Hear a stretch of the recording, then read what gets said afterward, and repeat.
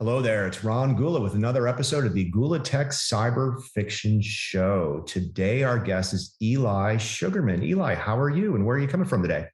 Doing well, Ron. Thanks for having me. I'm coming to you from Sunnyvale, California in the South Bay, Northern California. Nice sunny day Great. So we here. got the East Coast and West Coast recording over Zoom, talking about all great things in cybersecurity. Eli gave Cindy and myself a lot of advice when we were setting up the Gula Tech Foundation. So today we're going to talk a bit about Eli's background, his work at the Hewlett Foundation, and what he's doing now, helping keep, how would you say it, Eli, our rights, our privacy at Facebook with the Oversight Committee? Yeah, trying to protect free expression, but make sure we keep some bad stuff off Facebook and Instagram, but also protect people's rights to express themselves. So striking that hard balance and doing that across the globe.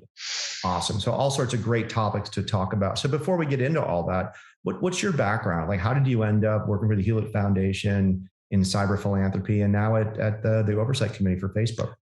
Sure. No. So I think I've had a slightly meandering path, as I feel like a lot of people in this broad field have. And so I started out as a diplomat, more or less, at the State Department. So did a lot of work on political military affairs, international security, some multilateral diplomacy in Latin America.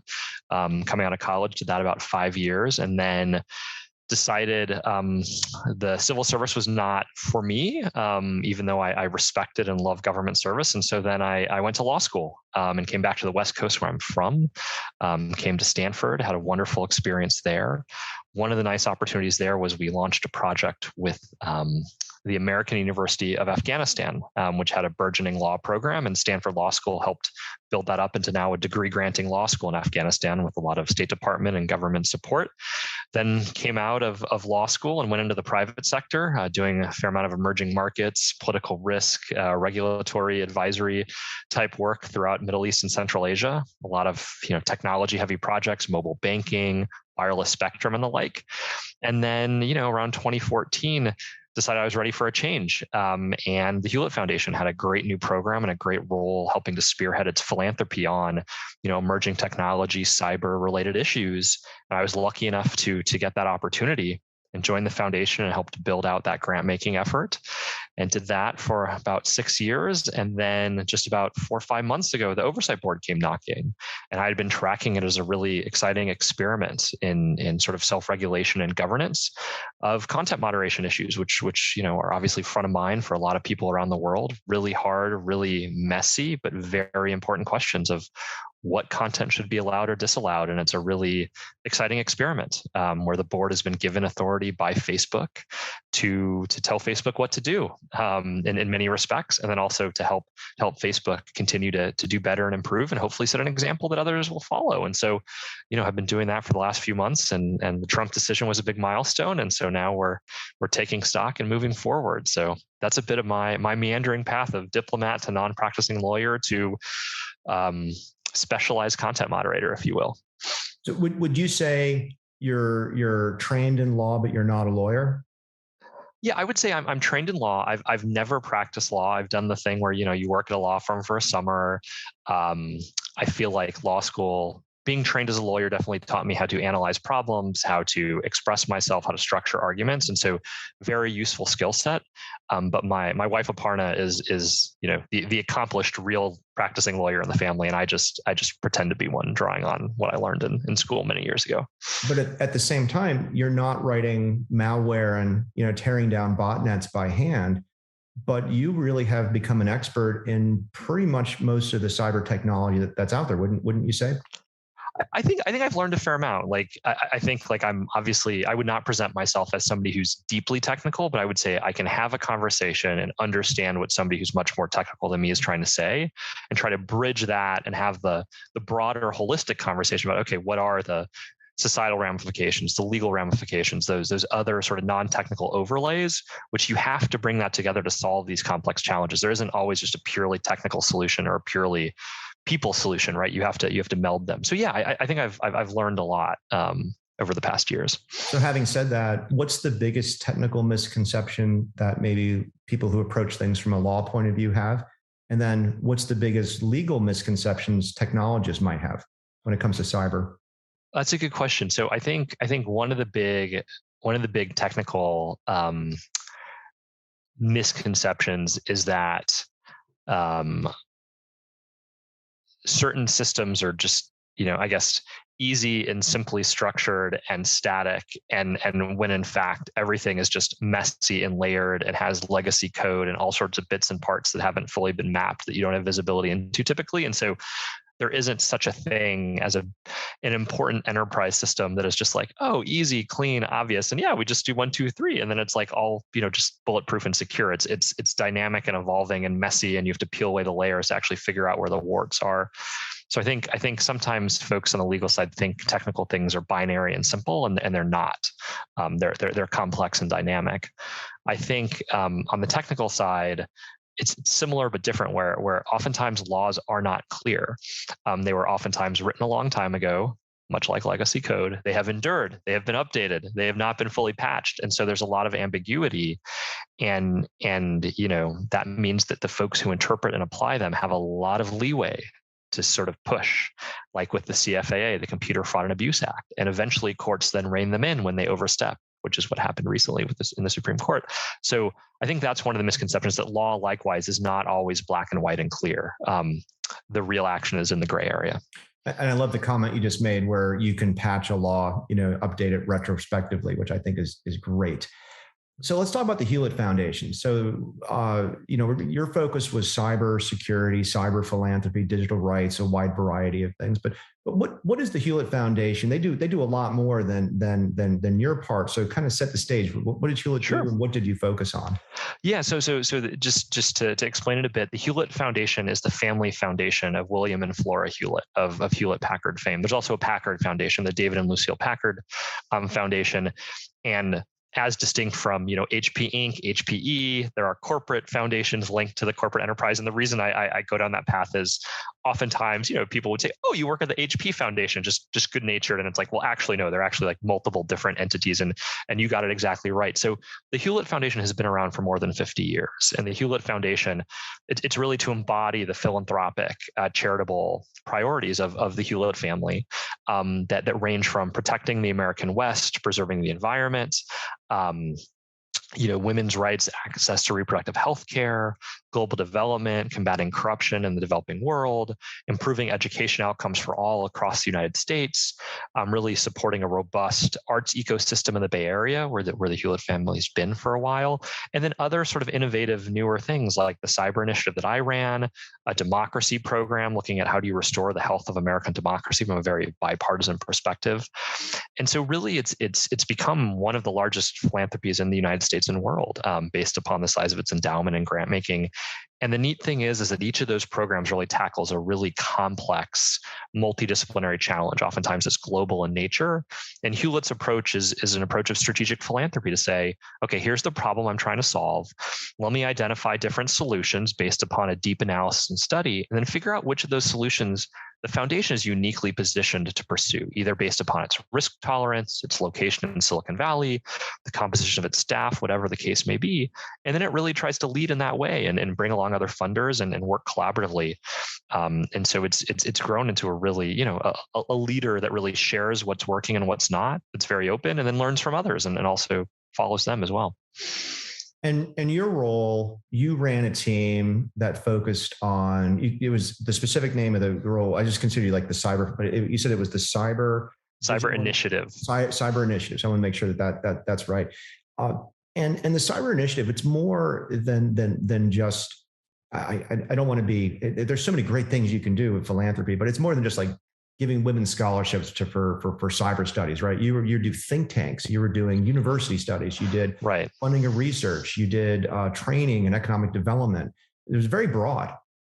Yeah, no, it was consciously scoped as a field building enterprise. And so the sort of the origin story was back in 2013. The foundation had a program funding nuclear security. That is, how do you prevent the proliferation of nuclear weapons and associated technology, which was a bread and butter issue for international security philanthropy around the world for obvious reasons, right? Nuclear weapons, existential threat, so on and so forth.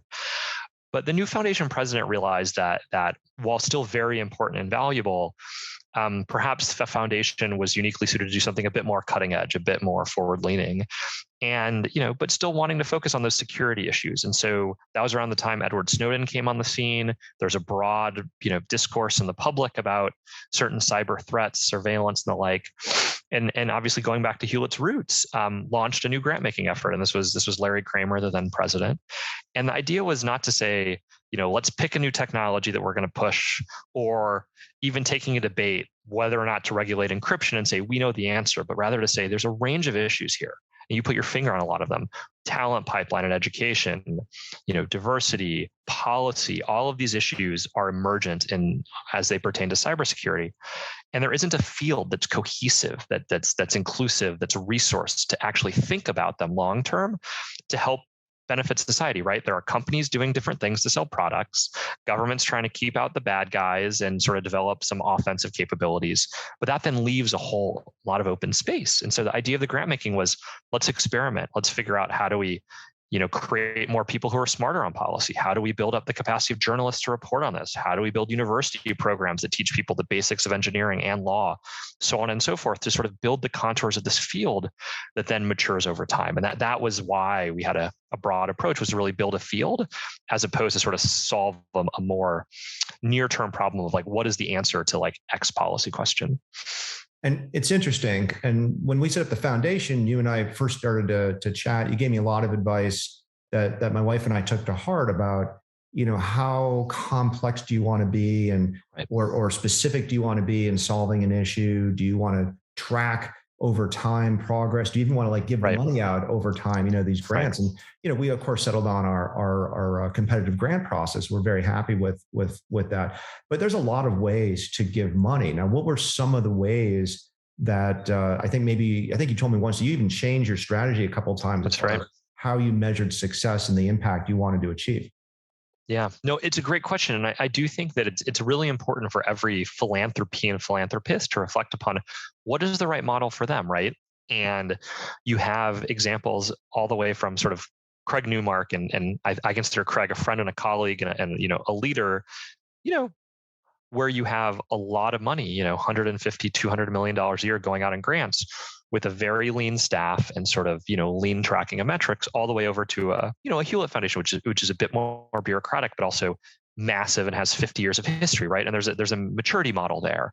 And so where you sit on that spectrum, I think is a great question. And I think what Hewlett, what we did in the cyber initiative largely tracked what Hewlett as an institutional philanthropy evolved. We started out with sort of trying to think what's the right metaphor for this, but not sort of, let 1,000 flowers bloom, where we sort of said, here are modest grants to a range of think tanks, universities, others, where we said, you have leading scholars, you have the right reputation and are doing this cutting edge work, whatever it was.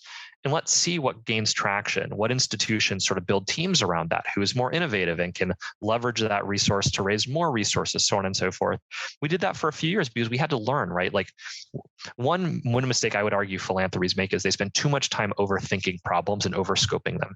And you could spend 4 years just landscaping. And by then the problems materially changed. So at some point you have to start the doing. And so we did a rapid landscape. We did the doing. After 2 years, we said, okay, $150,000 is not enough for a think tank to build a big program. So let's start concentrating our investments. And we decided that the shift, which you alluded to, was let's make fewer grants that are larger dollar value, that are multi-year, that are general support, and basically then incentivize our grantees to then go raise money on top of what we had raised. And so we created an incentive structure with matching requirements and the like. And we think what that did is it went from, say, funding 20 groups at like a low level where they could never grow, to funding 5 or 6 that had like grow big teams and really sustain themselves and endure for decades, hopefully going forward. And that's what the field needs. It needs anchors. It doesn't need a lot of small groups at the edges and the periphery. It needs anchors to sort of like create that core, and then other groups will come in. So that was one of the shifts we made over time. So I think that's very, very similar to what happens in venture capital. And I think when you were describing this to me, I realized this is exactly what happens with venture capital. Instead of building a product, you're building this base. You have seed funding, you have Series A, Series B. I mean, there's no public company equivalent for a nonprofit. But I've always felt like the work we were doing at the Hewlett Foundation was getting people going up that ladder, getting them some notoriety, going out and doing that. But when you talk about matching funds and getting these folks to the next level, who are some of the other players in this Yeah, space? I mean, you mentioned Craig, of course. sure. Yeah, so just to build off that point, and then I'll be more responsive. I think that's exactly right. And one of the things at Hewlett, we wanted to be sort of that.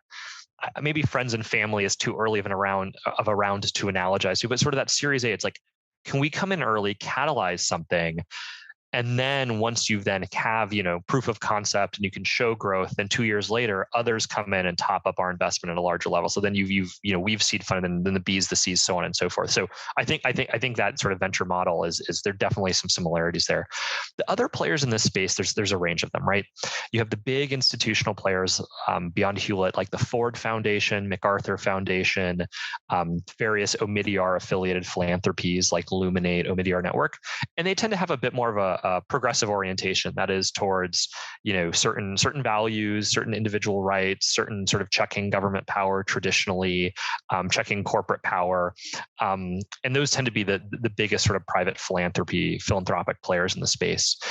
You then have a couple of foundations that are more national security oriented that have been around a while, like the Smith Richardson Foundation. We collaborated a lot with. They were great. Obviously, have funded some of the same groups as you and Cindy have. And then you have others that sort of touch pieces of the puzzle, but not all of it, right? So you have, say, the Sloan Foundation that has been a great funder of just sort of core science and science education, movies and documentaries that try to get people to go into science. And so obviously there's a piece of that relates to data science, computer science, and the like. There are also government funders, right? Like DHS and the National Science Foundation partnered with them. They do some good work. Some foreign funders.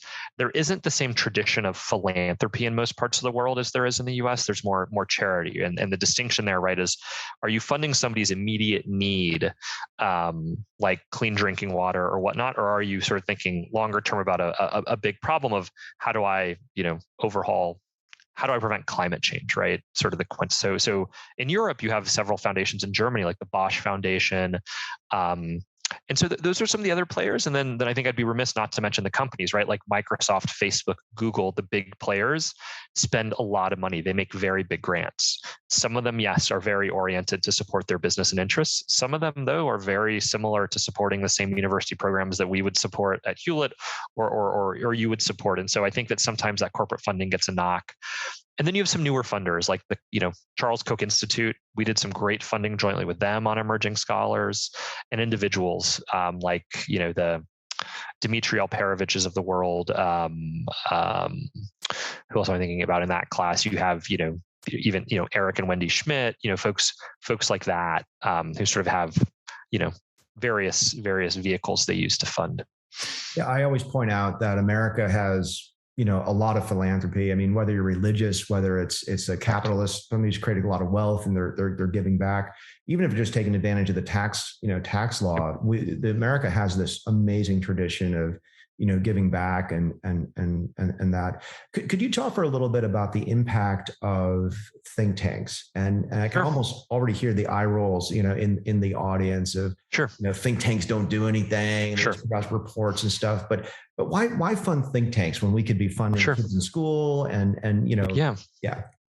Yeah. So listen, like I think there's some fairness to that criticism. I think if you look back at the evolution of think tanks, right, the goal really was to bridge academia and very dense research with public policy, right, and government audiences who needed it translated, digested, and made usable. Because let's be blunt, like a lot of great research happens at universities, and oftentimes it is not directly applicable or usable by those trying to solve real world problems. It's just not. And foundational research is important, but it also, I would argue, needs to be much more tailored to reality as opposed to just questions of like, can I do it? And my response is like, who really cares? And if you can, so what, right? And so you need to have an answer to the so what. What does it actually then help you do? And I would argue trying to focus on how you make people's lives better or help the world should always be part of that research agenda. It's not. And I realize that incentives at universities drive that. But so think tanks, here's why think tanks matter. Because you do need to make ideas usable and relevant to policymakers. Government plays a role. Think tanks also influence companies. And you need to sort of do both. you can't just focus on sort of educating people and creating more talent and then just assume that's going to solve whatever the problem is. There are different components, right? Like one is a people and a talent problem. But even when you have people and talent, okay, how do you then change the regulations that incentivize schools to then incorporate cybersecurity into their curriculum or whatever it is? It's part of an ecosystem, and think tanks play an outsized role at sort of like the elite top of that when it comes to policymaking in Washington, D.C. and certain state capitals or certain capitals around the world. And so if you want to change the overall system, which I think is what you and others and I and everybody wants, right? It's like we need systemic change. There are different parts of the system that are all interrelated. And if you only focus on some parts of the system and ignore the others, you're never actually going to achieve that overhaul you want. I think there's plenty of criticism about think tanks having an antiquated business model, writing too many white papers, not understanding their target audience, so on and so forth. And I agree with a lot of that criticism. The flip side is several of the think tanks are doing better, are getting more nimble, are attracting the kind of talent that you want them to attract, and are really generating some impact. And whether that's some of the groups that like we funded at Hewlett or you funded, whether it's the Carnegie Endowment, whether it's whatever the case may be, I do think they get a bum rap sometimes. But some of them are growing ossified, and they do need to change. Otherwise, like they're going to have a real challenge funding themselves going forward. And it's funny. I mean, in America, we always have changes of administrations, different parties. I always view it like think tanks are places. If you're aspiring to go into government, oh yeah, they're a holding to go pen. for like elected office. You go there and you make a name for yourself. Yeah. You might get named to work at the Secretary, for sure. Department of Defense, DHS, which is good. Yeah, no. And if you look at the current administration, the number of people in cyber roles now that you can, find from institutions that Hewlett or others funded, you're right. There is that line. And in a traditional administration, and I'm not going to take pot shots at the Trump administration, but just say like it was a bit of a non-traditional administration. You didn't have the same flow out and in from think tanks as you did in many administrations. But if you look back to the Bush administration or any other administration, right, you're right. That flow in and out, that cycle is actually, I would argue, there's some very valuable dimensions of it. Yeah. So without going into the whole political stuff, there are, this should not be news to anybody here watching the show. You have folks on the left, folks on the right, liberals, conservatives. So without going into the politics of it, but are there different approaches from both parties when it comes to solving cybersecurity? Yeah, no, it's a great question because there aren't as many differences as there are in nearly every other high-profile policy area. This is one of those areas where you actually have, I would argue, a fair amount of bipartisan, transpartisan, whatever you want to call it, where I think everybody, except for folks who are very, inflexible on either end of the spectrum, agree that there's got to be some mix of government regulation and private incentives. And what we're talking about is what that mix is. I think that everybody wants folks to have some sense of privacy and to be safe online. At the same time, government needs to be empowered to keep out certain level threat actors and to protect people.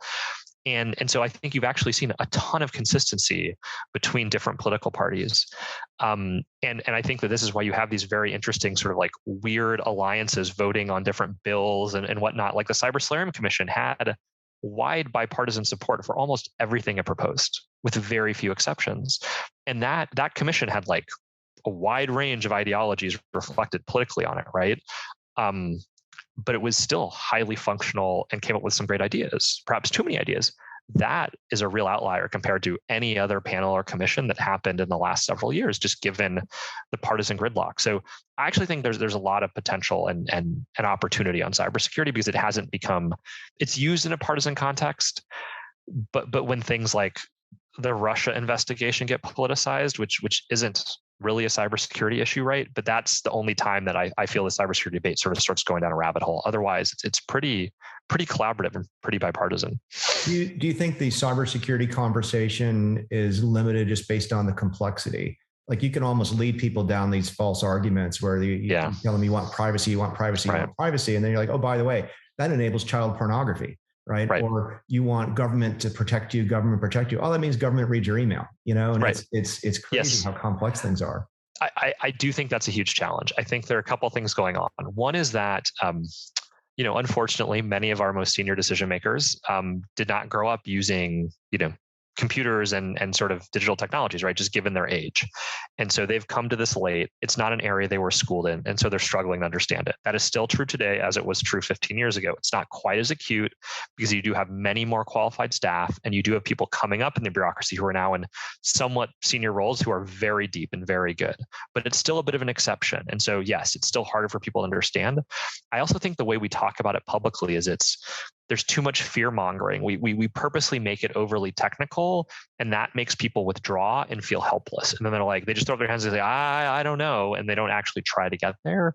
That goes to education. It also goes to something that we funded at Hewlett, which I think you're aware of, is just how do you show this visually? Like if you're reading a news story about cybersecurity, what you're going to get is a dude in a hoodie over a keyboard or some like silly hacker motif. I want equality. I want women in hoodies.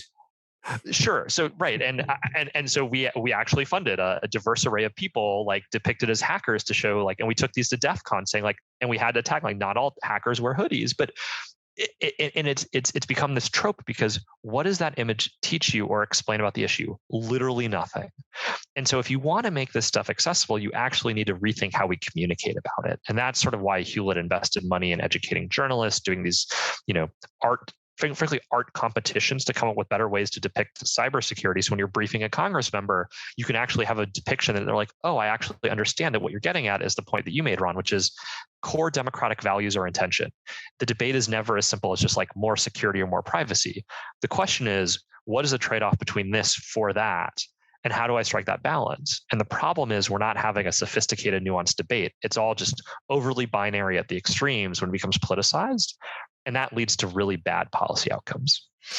One of the reasons we got involved is I joined the board of Defending Digital Campaigns, where the thought was, even though we got approval from the Federal Election Commission to, basically funnel free donations of cyber products and training to these politicians, my intent was to, if you could make a person running for Congress or the White House think about their own personal cybersecurity, that was good. Now that wasn't, even though it's a nonprofit, that was a political nonprofit, so you guys couldn't touch that. But did you guys invest, besides journalists, did you guys invest in training of politicians? We did. Any other groups? We did, obviously, like you said, in a fully compliant way. But I mean, we did a few things, which is there were, training and capacity building sort of workshops. So the Woodrow Wilson Center, congressionally mandated, funded, bipartisan think tank based in Washington, D.C.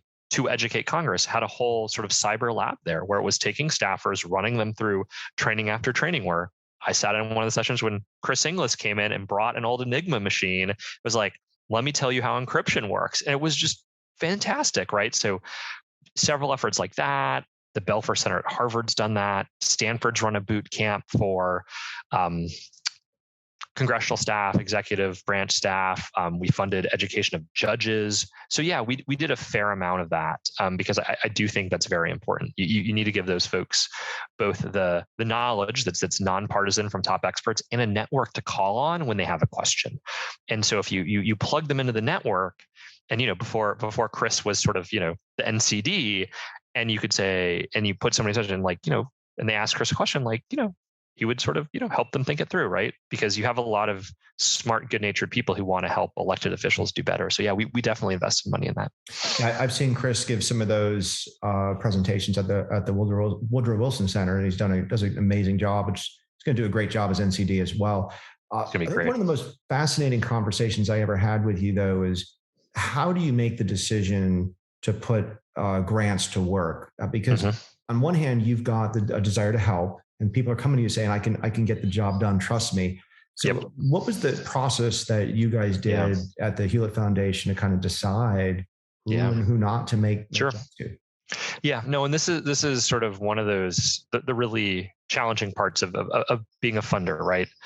So it started with a very robust strategy process, and that is once we articulation of the problem, various potential solutions, picking the approach that we thought was best, field building, and then breaking it into subcomponents, right? And our subcomponents changed over time, but generally speaking, it was sort of building sort of policy-oriented nonprofits that could be think tanks or other that would drive the debate forward in an inclusive, bipartisan, whatever way, building the talent and making it more diverse of the community. So bringing people up the pipeline, tech plus non-tech, joint training. And then third was, how do you communicate about that? So building capacity to talk about these things and empower people to sort of understand them. And so then within those, we had sort of, what criteria we thought were required to be one of those three kinds of organizations or efforts. And so what we tried to do was starting by sort of holding ourselves to account with a clear strategy we publish on our website and say, this is literally the strategy our board operates off of and they approved. We're not hiding anything. Like, you can see this. The most important part of a grant making strategy, I believe, is saying what is not in scope, because every funder will read, every person seeking funds is going to read themselves into your strategy. So you need to say what we're funding and what we're not funding, so that you can just say you are not in. But that only sets the guardrails, right? That doesn't actually tell you, how do I choose between two similarly situated think tanks who apply to me to do something similar? So beyond then applying the strategy, what I would suggest you do is, and what I did was, you put yourself into the information flow. So who are viewed as the top thought leaders in the field, who are doing similar work. So if somebody comes to you proposing a project, you're like, well, are you aware of these three other projects happening at these other similar institutions? And if the answer is no, they're probably not the right group because they haven't done their homework. Or, you start learning about sort of how to ask hard questions that challenge what is their theory of impact and their change. Like, you want them to articulate their business model for you in a way that you think holds water. And so you start poking at it, not to tear them down, but to make sure that they're as thoughtful as you are. And over time, like most things, you get much better at it. You develop muscle memory to sort of spot gaps in the logic, to spot gaps on their team, saying, well, if you want to do this work on, I don't know, quantum computing and whatever, like, I'm picking a fad that I tend privacy to discount. Implications of international quantum computing from space. Sure, there you go. With some Bitcoin, just like, pixie dust on top, right? Well, we'll do blockchain just sprinkled on top. And there's nobody on the team who is, mathematically oriented, technical enough to actually really get into quantum. You're sort of like, well, how are you bringing that technical component into the research agenda? And it's like, oh, well, like, we know somebody at a university. And I'm like, that's not going to fly, right? It's like, it's the same gaps typically, time and time again. And then at the end of the day, you have to be confident that, like, they have the right approach, they have the right people for the approach, they have enough resources with your money to give it a shot and prove themselves. And then you have a clear way to measure whether they're doing what's expected. And then so that you can hold yourself and them to account and understand if they're doing what you want. And then it relies on trust. And at the end of the day, you're betting on people, and you have to, develop a good radar for picking those people. If you ever want to go into venture capital, basically it's the same thing. And my wife and I, we joke sometimes. We'll get a pitch from a company and a nonprofit, and we'll say, hey, do you think this is a nonprofit, or do you think this is actually interesting? I mean, how do you pitch? How do you measure your goals? Do you have the right team? Do you want to be supportive? I think one of my favorite questions to ask people, both in the philanthropy and the venture capital industry, is, how do you say no? How do you tell somebody, good luck, you should really work on this? Yeah, no, it's one of those, the most painful part of the job was just saying no to people, right? Especially in the nonprofit space, where they're not doing this to sort of accumulate wealth, which is like admirable to do. But and so the way there are a couple of ways to do it, and I would typically adjust my approach based on how mature the conversation was. If it was just sort of, like a flyer email that was not even close, I'd say, hey, thanks, this sounds really interesting and valuable. I'm sorry it's not a fit for our strategy. And I'd give them a response as to why, to try to be polite and actually sometimes hint at, both, if you had read our strategy, you would have not sent this email, not to be like mean, but to say, like, best advice I could ever give anybody seeking funding is do your homework so that you know what interests the funder. And if you can't articulate clearly why you align with the funder, they're never going to say yes. You're not going to get lucky, and they're just going to be like, oh, here's money, even though you're not a fit, right? That's not the way it works. So I would send emails that would try to explain why they weren't a fit. If it was a conversation that had an iteration or two, I'd say, listen, like, I know you put a lot of time into this. I really appreciate it. We either don't think you have the right team, you're asking for too much money. We're concerned about the leadership of your organization not being bought in. which is oftentimes a problem. I don't want this to be priority 38 at a bigger institution. If I'm going to put in money, I want it to be a top 5 or top 10 priority, because you need executive buy-in, you need more money, all these things that come from high level support. And then what I would do is I would oftentimes say, like, I don't think I'm a fit, but here's an institution I think is a better fit. Do you know how to get in touch with them? Or would me sharing their contact information or making an introduction be helpful? So I would try to be helpful to them to show I want to be supportive, even if I can't give them funding. And that goes a really long way to sort of say, like, hey, I'm trying to be supportive. I'll make an introduction. I'll do what I can, even if Hewlett's not going to write a check. I think that's phenomenal. I think maybe to close out the conversation on the Hewlett Foundation is, so who filled your shoes, and what's the best way to interact with them? Yeah, no.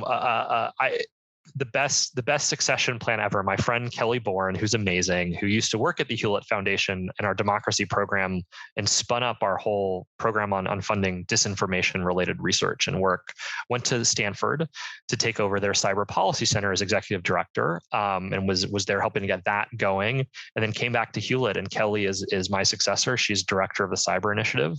And she is running the program through its conclusion in 2023 and doing an amazing job. And so she's great. And I would encourage everybody to get in touch with Kelly if you're a grant seeker and think that you're a fit for the Hewlett Foundation. That's phenomenal. So I've obviously spoken with her, and I think she's already making continuing the impact that you guys have had, which is good. All right. Well, shifting over to the Oversight Committee, I got to tell you, as much as I track social media privacy and all the issues with big tech, when you announced you were going to the Oversight Committee, I was kind of like, what's that? So what is the Oversight Committee? Sure. What does it do? Why, what impact are you having there? Yeah. So the Oversight Board is a really unique experiment in sort of self-governance. So essentially what happened was, a year and a half ago, Facebook and Mark Zuckerberg personally came to the decision that Facebook alone should not be making decisions about what people should be allowed or not allowed to say on the platform. What content should be allowed is a messy, complicated, really important issue that goes to free expression, but also harm, right? And anybody who reads the press has seen how much they have been beaten up about certain content moderation decisions. And so Facebook, I think, made a really admirable decision to say, we want to create an organization, we'll fund it. So there's a trust in Delaware with $130 million that's controlled by independent trustees. They then created an LLC, which is the Oversight Board LLC, which is basically an entity that Facebook then gave power to basically hear appeals. So you're a Facebook user, Ron, and you put something up and it comes down, and you go through the Facebook appeal and they say, no, your content doesn't come up. And you're like, I disagree. You can come to the Oversight Board and we can order Facebook to reinstate that content. Or if you see something up. Is that a public, do you publicly, obviously. Yeah. So yeah. So the way it works is, let me go through the full structure. And so basically, we have 20 board members who are part-time, but are eminent persons from around the world, very geographically and otherwise diverse, former newspaper editors of The Guardian, former prime minister of Denmark, leading human rights advocates, and 20 just really top minds who are the board members, who they make the decisions about, what the result in a case is. We get hundreds of thousands of user appeals per year from Facebook users and Instagram users who extinguish all internal appeals. They come to us, and you go to our website and you put in a record locator that you get from Facebook when you extinguish all your appeals, and then you come into our queue. And then, the board basically reviews all those in batches along with what Facebook requests us to hear. And then the board members decide what cases to hear. And then once they choose a case, the board then has a panel of 5 board members that rotates to whom it's assigned. They have 90 days to then issue a decision. And there are 2 parts of each decision: a binding component where Facebook is legally bound through contract to do what the board orders, which is put the content back up or pull it down, as the case may be.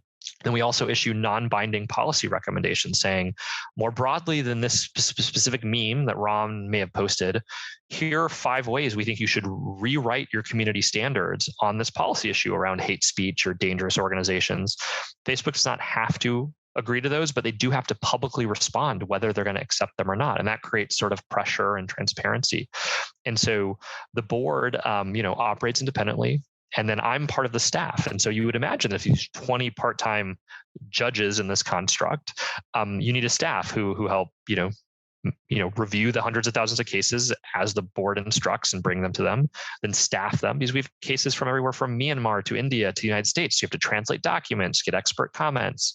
We do public comments, so you can opine on the Trump case or another case, pull together a case file. We have to go deep in international human rights law, because that's sort of the overarching framework we use is, has Facebook's decision follow its own rules that it's published, and is it consistent with international human rights standards? And then we publish our decisions out into the world, and then sort of, we keep going. And so I oversee all of the teams that run the case operations. So helping to screen cases, then brief cases and deliberate, and then also research and policy, and then measuring how Facebook changes its practices and results to them. So like we measure impact, right, and feedback into the loop. So we've been hearing cases since October of last year, and we're trucking along, and it's a wild ride. So people ask me, how did I get successful in cybersecurity and this type of big tech? And I said, because I read, science fiction, Harry Potter. I mean, this really seems like the Ministry of Truth, that you got this transparent process, but right. Somebody is basically making a decision as to what's Correct. true and not true. And it's got to be stressful, but it's got to be a huge opportunity to let people, vent and appeal and yes. process. But, yes. We have such a diverse population out there. You have religious people, you have people who believe in conspiracies, you have people who want to believe in the freedom of speech no matter what. They don't respect, Facebook's right as a company to kind of do their own thing. How do you balance all of those different things? Are like lawyers coming to these things and is it like a court case? What is it like? Yeah. So I think that's right. That's what drew me to this role, and why I think this organization is so interesting. But it's arguably the hardest questions, facing these companies right now. And how do you draw those lines, and what is allowed and not, for the reasons that you so aptly summarize? So I think that we have a bit of a challenge, right? Because we need to operate alongside Facebook independently, but then we need to bring human rights values of sort of more of a traditional nonprofit or human rights tribunal. And we have certain elements that are like a court, but then in other ways we're not, because we can issue non-binding policy advice. We do things that a government, a court wouldn't do, because I think we want to be more nimble and we want to hear from users and bring their voice to it. So what we try to do is just basically make sure the user is heard and they can submit a statement. We can also, have messages with them during a case. And then Facebook submits, its rationale. Why did they do what they did? We ask them questions, they answer. We then sort of follow up. And so we pull together information from both sides, but then we also do our own analysis based upon our own in-house expertise, and then vendors that we have who know the context in Myanmar for the conflict of different ethno-religious communities, right? Because it gets hyper nuanced about language and what does it mean, and is this a slur? Is it not? Is there, a genocidal act going on?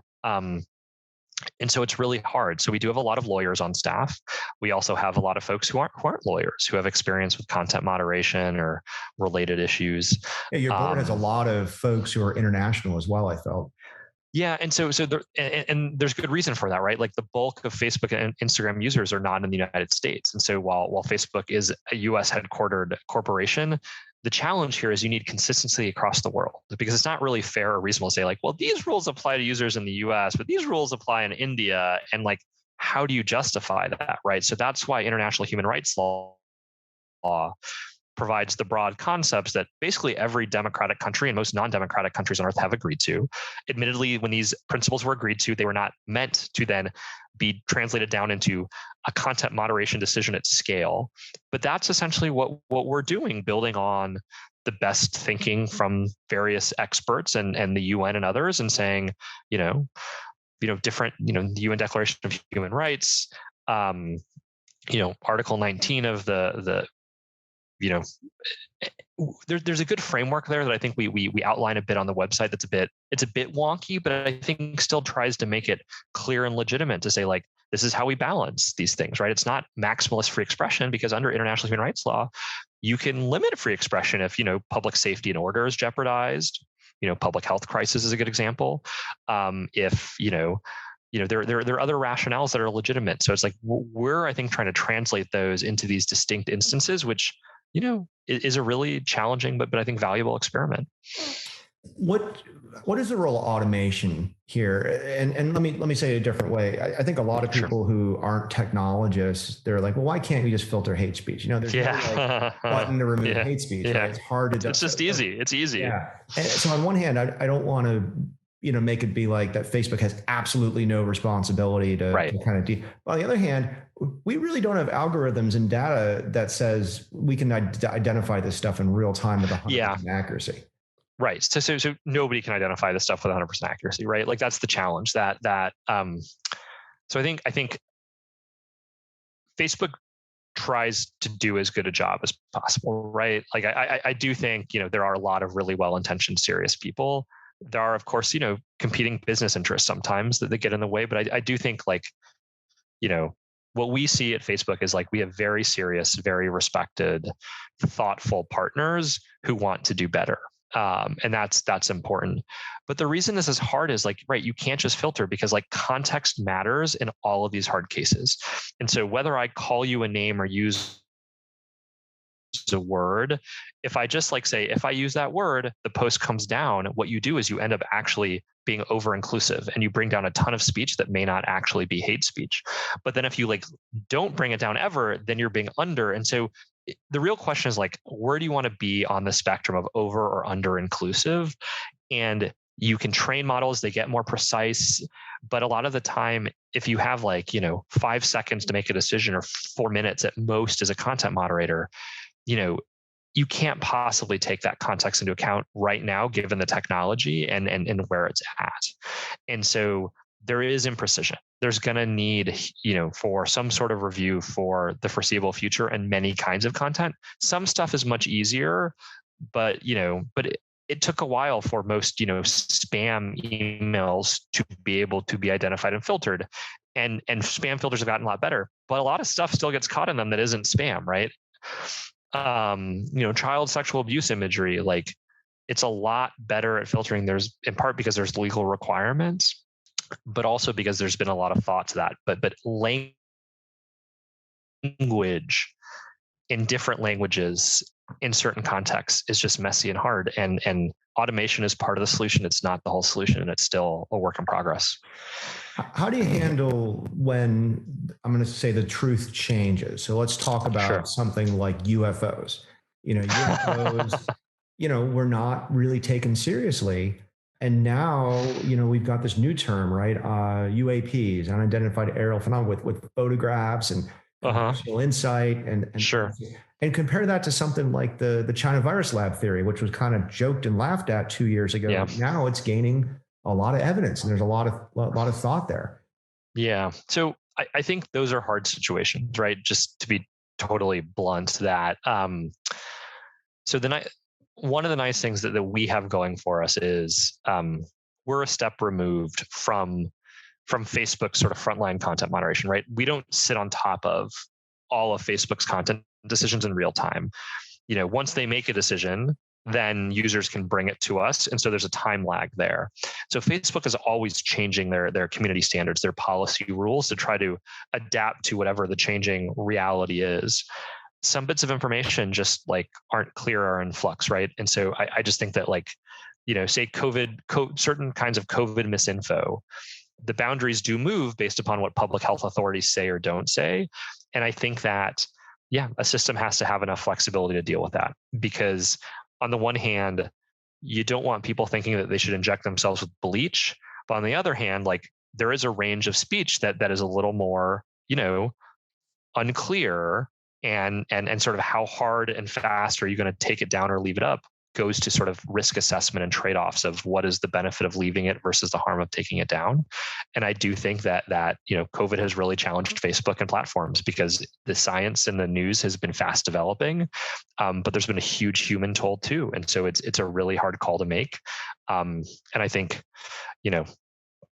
the UFO one, I haven't given as much thought to. We haven't had any cases yet. I would love a case on UFOs for the record. So yeah. That'd be, but it'd be very interesting. Are UFOs real? Of course they're real, but are aliens real? That's a little bit different, right? And this gets into the whole The Right. whole what is truth and how do you say it? One of the reasons, if you're watching the show right now, you're probably watching it on YouTube, but we actually put things on Vimeo first. And Uh-huh. one of the reasons we did is because we do want to talk about election security. We want to talk about, really good public policy. And then sometimes these policies might be against the current, previous administration policy. So we didn't want to Hmm. like fall in the crosshairs. Does anybody else, does YouTube, does Twitter, does anybody else have an organization such as this type of oversight board? No, no, none of them do. They all have different rules. They all have different review mechanisms, but nobody has created this type of external, sort of independent, self-regulatory review body. One of the things that I'm hoping we do, and I think one of the real promises of this experiment is like, we're not going to get everything right. This is the first experiment of its kind. It's really well resourced. There's really good people behind it. It has all the opportunities in the world to succeed. But inspiring other platforms either to join in this experiment as part of the oversight board or to inspire them to launch their own similar the real promises here. And that's what I think I'm excited and the board's excited to have more of those conversations in the future. We needed a bit of time to get up and running and show people what we can do. But I do think the Trump decision and others show that when you have a top tier outside group applying international human rights norms in a transparent way, it really does benefit everybody. And so we're excited to see what happens in the future. But right now, we're the biggest experiment in the space. I mean, there are others that I think are worth mentioning, like the GIFCT, the Global Internet Forum to Counter Terrorism, where several of the big platforms came together to create a hash database and to coordinate on how do you police platforms about extremist content, beheading videos and the like.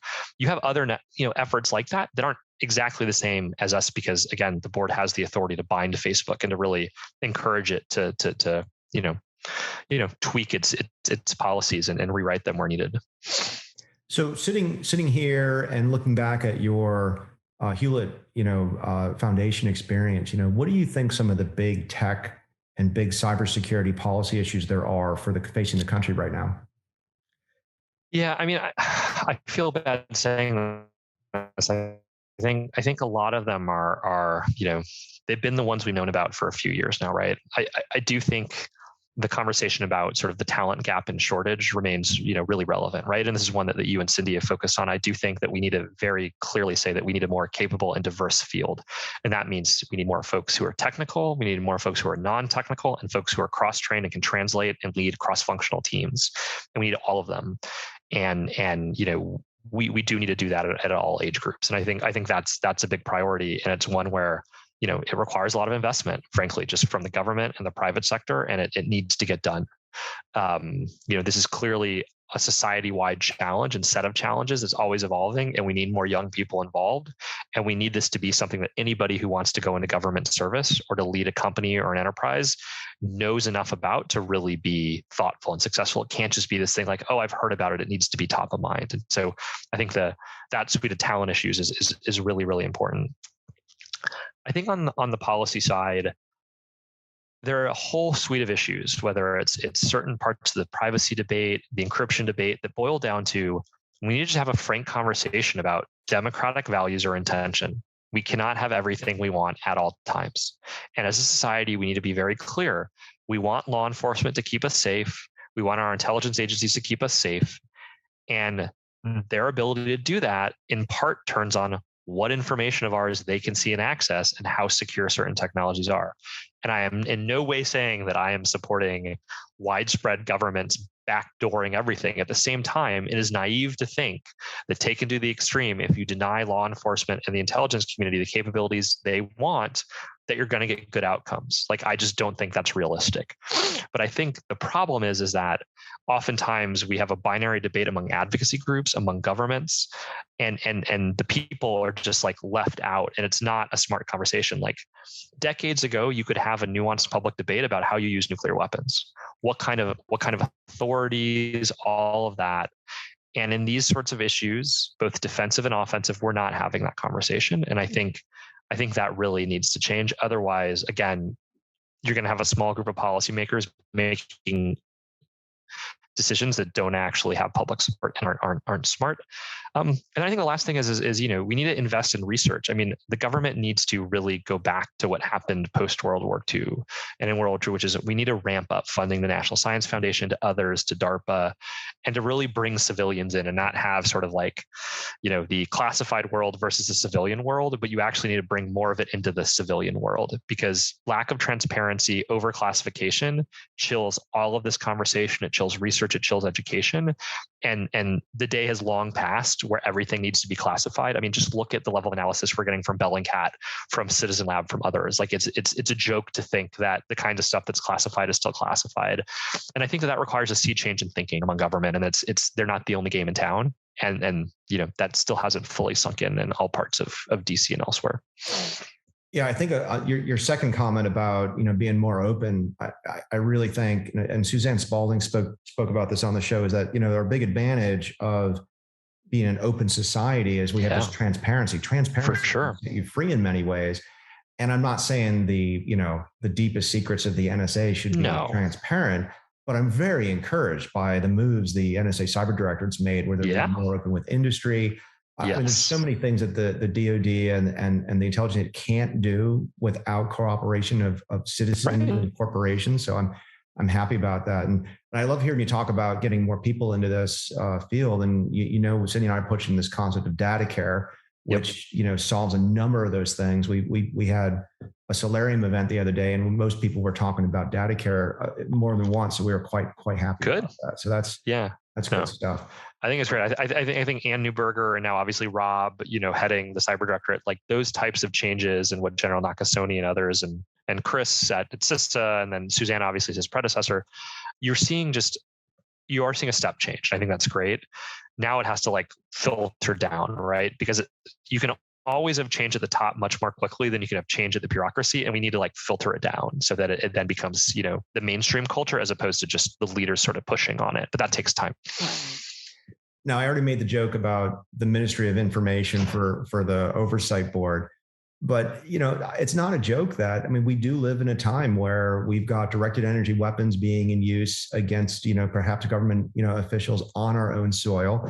We've got potential breakthroughs in encryption with quantum. We got AI, ethics that we have to deal. Is there bias in the data you fed to an AI that's not going to blow us up? It's crazy. So the question is, how much science fiction influences what you do? What is some of your favorite science fiction? Sure. So I don't know how much science fiction influences me, but I love science fiction. I'm a consumer of science fiction. Folks may have noticed that I have my Chewbacca coffee mug, harkening back to the first science fiction I probably ever consumed, which was Star Wars. But I like reading a fair amount of science fiction. So there's a whole Murderbot series that's really good. I read, and then I read Anne Lucky. I feel like The Expanse. I read a fair amount and enjoy it. Whether it's TV, movies. I haven't been to a movie in a while, but or books. So did you big read fan The of Expanse sci-fi. or watch the? I did. No. I had read all the books before the series started, much like I did with Game of Thrones, where then came to the TV adaptation after having first read the books. That's excellent. Any of those? Are you more attracted to the dystopian? Futures, just the fact that there's new technology out there. What attracts you to that kind of stuff? Yeah, I think the dystopian futures I am drawn towards. I do like I don't know what it is, what is that gritty new application of technology to then turn things around and make humankind or whatever alien race survive and move on. I think are great.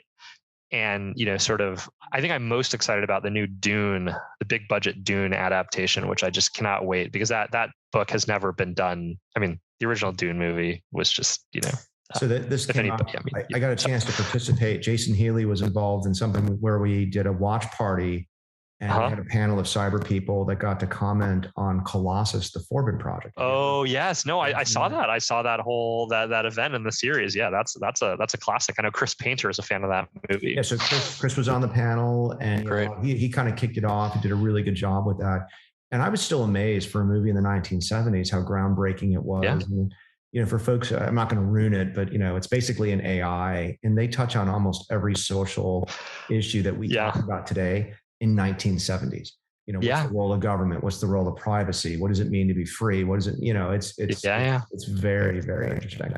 I think that's a great one. And I don't know if you've read, Peter Singer does a great job of sort of using fiction just on the cusp to sort of drive sort of debates about cybersecurity and conflict. And I think he and August Cole have done a great job. But yeah, no, I think those movies are great. Ghost Fleet and Burn In are phenomenal books. Burn In are fantastic. Sneakers, though, I just think about, and obviously Sneakers was a couple of decades after Colossus, but just so much dialogue in Sneakers was so prescient, just sort of fast forwarding 20 years to the Snowden debate, and just, I mean, direct quotes and even the Janix encryption device and all of that. Yeah, there's been some great movies on the topics. That's excellent. So as we come out of COVID, do you speak at conferences? How can people find you? Yeah, no, I do speak at some conferences, sort of mainly by Zoom. I think we'll start doing more, obviously, in-person engagement, just as things are getting better, at least here in the States. Given our global footprint, it's a bit uneven, right? Because many countries, unfortunately, are not doing as well with the vaccination. But yeah, no, I am. I try to accept every invitation I can: podcasts, conferences, Twitter, what have you. And so, the best way to reach me is probably just on Twitter, at Eli Sugarman. And my DMs are open. I respond to people. You can also look me up on LinkedIn. I'm, quite accessible there as well. Awesome. Well, thank you very much for joining us for another episode of Gula Tech Cyber Fiction. Eli, I really appreciate your work you did for the Hewlett Foundation, what you're doing for the Oversight Board. And I hope everybody really enjoyed hearing from you. Thanks again, Eli. Wonderful. Thank you, Ron. It's been my pleasure.